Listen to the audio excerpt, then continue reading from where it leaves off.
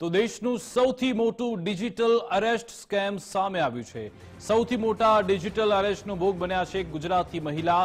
ગાંધીનગરની મહિલા ડોક્ટર પાસેથી અધધ 19 કરોડ પડાવાયા। ગાંધીનગરની મહિલા ડોક્ટરને 3 મહિના ડિજિટલ અરેસ્ટ રાખવામાં આવી હતી। વિવિધ 35 એકાઉન્ટમાં 19.24 કરોડ રૂપિયા ટ્રાન્સફર કરાવી લીધા। સાયબર ફ્રોડનું કનેક્શન કંબોડિયામાં હોવાનું તપાસમાં ખુલ્યું। મહારાષ્ટ્ર, રાજસ્થાન સહિત અલગ અલગ રાજ્યમાં પૈસા ટ્રાન્સફર કરાવ્યા। આરોપી દ્વારા મકાન સહિત ઘરના ઘરેણા પણ વિચાવી નાખ્યા। ફેમા અને પીએમએલએ કેસમાં ફસાવી દેવાની ધમકી આપતા પોલીસે સુરતના લાલજી બલદાણિયાની ધરપકડ કરી છે। લાલજી બલદાણિયાના ખાતામાં 1 કરોડ ટ્રાન્સફર થયા હતા। રૂપિયા અલગ અલગ 33 ખાતામાં આરોપીએ જમા કરાવ્યા હોવાનો પણ દાવો છે।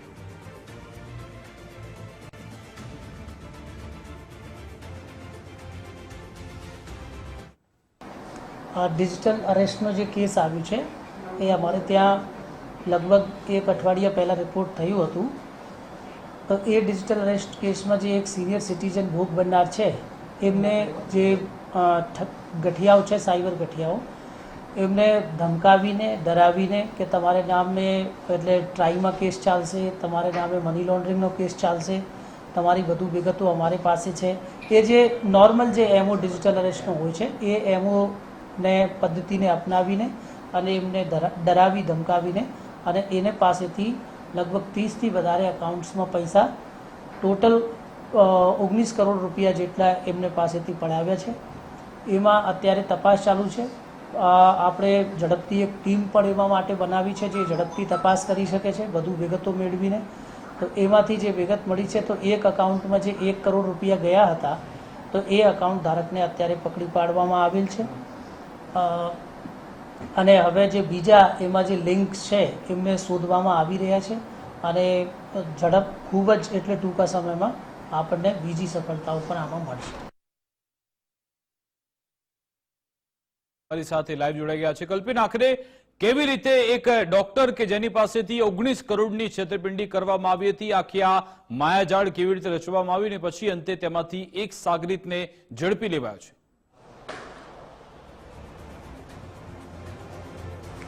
બિલકુલ વિકાસ, જે પ્રમાણે લોભિયા હોય ત્યાં દુતારા ભૂખે ન મરે તે પ્રમાણેની આખી એક ઘટનાક્રમ છે। ખાસ કરીને આખી એક ઘટનાની શરૂઆત થાય છે 19 માર્ચના દિવસે। 19 માર્ચના દિવસે ગાંધીનગરમાં રહેતા એક સિનિયર તબીબ છે, તેમના પર એક વિડીયો કોલ આવે છે અને એ વિડીયો કોલ પર રહેલો જે આરોપી છે તે એમને કહે છે કે તમારા ફોનની અંદરથી ન્યૂડ સહિતના જે કોન્ટેન્ટ છે તે જનરેટ થઈ રહ્યા છે, સ્પ્રેડ થઈ રહ્યા છે, તમારા સામે અમે કાયદેસરની કાર્યવાહી કરીશું। આ પ્રમાણેના ધમકી ભર્યા કોલ આપવાની જો સિલસિલો જે છે તે 19 માર્ચથી શરૂ થાય છે। આ જે આખો સિલસિલો છે તે ન અટક્યો તે જૂન મહિના સુધી આખો સિલસિલો છે તે અટક્યો નથી। તબક્કાવાર આરોપીઓ જે છે તે અલગ અલગ માંગણી કરતા રહ્યા અને જે ભોગ બનનાર છે તે માંગણીઓ સંતોષતું ગયું। એક સમય એવો આવ્યો કે આખા ઘટનાક્રમની અંદર જે પીડિત છે તે પીડિત દ્વારા અંદાજિત 19 કરોડ ને 24 લાખ રૂપિયાની માતબર રકમ જે આરોપીઓ છે તેમની સામે મૂકી દેવામાં આવી, જેની અંદર તેમના ઘર, દાગીના, શેર સર્ટિફિકેટ સહિતનો જે છે તે સમાવેશ થાય છે। લગભગ 3 મહિના સુધી ડિજિટલ એરેસ્ટ બનાવવાનો આ સૌથી મોટો કેસ છે। ન માત્ર ગુજરાત પરંતુ દેશ આખાયનો આ સૌથી મોટો કેસ ડિજિટલ એરેસ્ટ કેસ હોવાનું પોલીસ માની રહી છે। ગુજરાત સ્ટેટ સાયબર ક્રાઇમ દ્વારા એક સપ્તાહ પહેલા આખી ફરિયાદ મળી।